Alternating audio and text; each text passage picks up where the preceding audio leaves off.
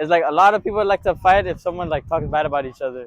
So then for other students, it becomes entertaining, and then other students start telling other students to go fight him or to go fight somebody else. A lot of guys they fight to get like how we say like power over someone. A lot of people be fighting, so they'll be like, oh, you know, I got more, I'm better than him, or they'll fight. Sometimes they'll fight over a girl. There's like different stuff they'll be fighting over. They think it's like the social norm to be violent, to disrespect another culture, to disrespect another ethnicity.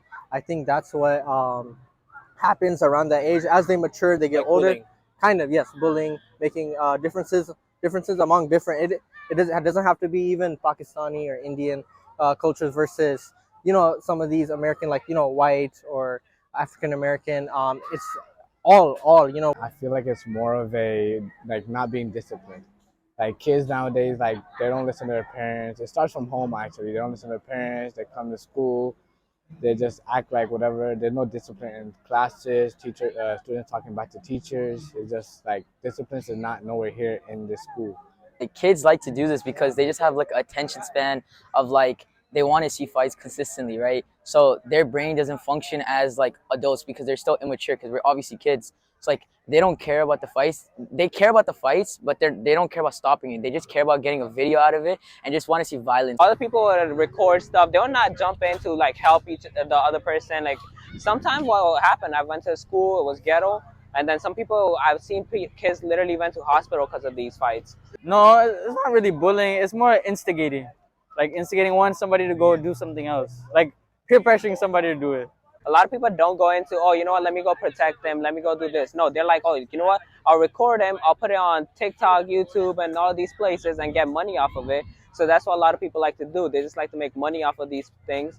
If I posted that video, right, I could go viral and I'll make like at least like $1,000 off it. If I get like 2-3 million views, I can make so much money off of that. And that's what kids want to do. They just want to make money. मेरा ख्याल है कि media पे इतना कुछ दिखा रहे हैं कि बच्चे समझ रहे हैं कि नॉर्मल है.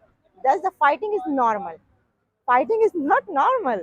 लेकिन उनको ये लग रहा है कि सब सही है, लेकिन उन्हें इसके साइड इफेक्ट नहीं पता है. शायद मेरा ख्याल है बहुत से बच्चों को नहीं पता है. मेरे ख्याल में इस तरह के इंसिडेंट्स का ज़्यादा मसला आजकल का सोशल मीडिया पर ज़्यादा लोगों का फॉलो करना और रेटिंग हासिल करना, कि बच्चों को वायरल होना बहुत अच्छा लगता है. ज़ाहिर हर एक को कि वायरल बहुत जल्दी आजकल चीज़ें हो जाती हैं सोशल मीडिया के हवाले से.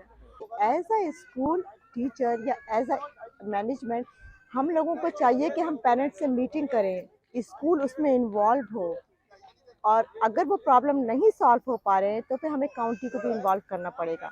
तो काउंटी हमारी हेल्प करे इन बच्चों के को. मे बी इन्हें कोई प्रॉब्लम हो, we can not say anything कि they have no problem, but लेकिन पेरेंट्स को सबसे पहले अपने बच्चों के ऊपर A to Z देखना होगा कि वो क्या कर रहे हैं. क्योंकि पेरेंट्स के पास आई थिंक इतना टाइम नहीं होता कि वो अपने बच्चों को फुल टाइम दे सकें, उनके उन इश्यूज़ पे बात कर सकें जो बच्चे फील करते हैं, क्योंकि मोस्ट ऑफ द बच्चे अपने पेरेंट्स से इतने ज़्यादा बातचीत नहीं कर पाते हैं. Unfortunately, now the cell phone is probably one of the best and worst inventions for students. The cell phone is used throughout schools to record these types of incidences. A lot of times in the past where maybe students would break up fights, when they see fights happening, now the first thing they do is they take their camera out and they start recording them. They post it, see how many likes they can get. The social media, that's one of the issues that we are addressing and we're trying to limit. In fact, we have a collective lawsuit in place right now that we're putting together as a district, and Broward County is actually leading that in order to see if we can curb the influence of social media on our students as well. There's bullying that happens on a daily basis, unfortunately. And the one thing which I can say is that the one way to stop a bully is to stop a bully. And to stop a bully by reporting an incident. So I will say that if you either are a victim of discrimination, a victim of bullying, or that you witness it, because it's just as important that some of you may witness things that are happening, is that those incidents get reported. Broward County Public Schools has a very proficient reporting system on how to report it. We are responsible for reacting to every single bullying incident that happens in the school district. And what we found is that if you act on it immediately, it tends to really de-escalate and really provide an opportunity for learning, for exchange, for understanding.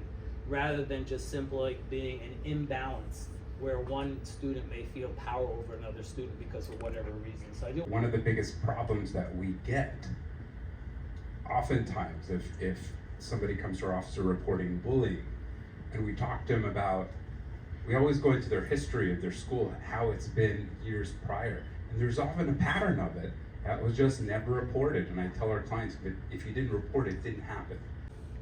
You know, we've gotten calls where some of our clients are subjects of an arrest, you know, or they reacted to an instance of bullying in the worst way. And now we're actually defending them. And it makes it harder to maintain that space. And I think that could be an effect toward being more inclusive. It's important for us to be that model. We investigate every incident and we take every incident seriously. And so as part of the investigation, we always find the student that was involved in it. Believe it, we don't have cameras in the bathrooms, but we have cameras throughout all the schools, and we're able to isolate and find the students who are involved. And so when we investigate, we try to treat them as a hate crime, but we can't treat them as a hate crime because you have to prove intent. And so the only intent that we can find from asking students about why is it that they continue to do these things is, I was just joking. And that consistently, every student who gets caught, I was just joking. And so we treat it as graffiti because that's the only thing we can treat it. We can't prove it as a hate crime. But I say that because there's more hate out there than obviously just anti-Muslim hate. Anti-Semitic acts, and even the N-word. We had to investigate the other day, the N-word being written in one of our schools. So what can we do is we can all stand together and not tolerate any of these things, any of these incidences. When we hear jokes, people are joking around, and you hear jokes all the time. Jokes are harmful because if you allow those jokes to continue, then these jokes could then escalate into something even greater. So I challenge all of you to be the witnesses out there, to not be a part of any of this hate, even when it's just joking. And when you see it happening, do something to stop it immediately. Because if you stop it immediately, it usually stops. But if you tolerate it, then it continues to fester and sometimes it escalates.